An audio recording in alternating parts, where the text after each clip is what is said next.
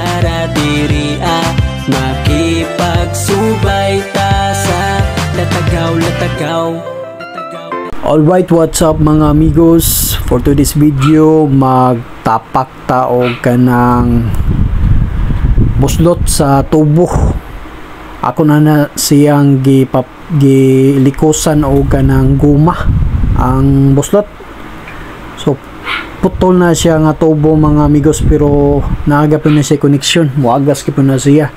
So gipaslakan na ako siya og kahoy nya gilikusan og guma nya para sure good mga amigos. Akong gipapiltan og scotch tape ang guma para di na siya mo kanang mo tubod, di na siya mulik. So tupuston mga amigos, pwede man dahil ni gamito ning scotch tape mga amigos para solid ba.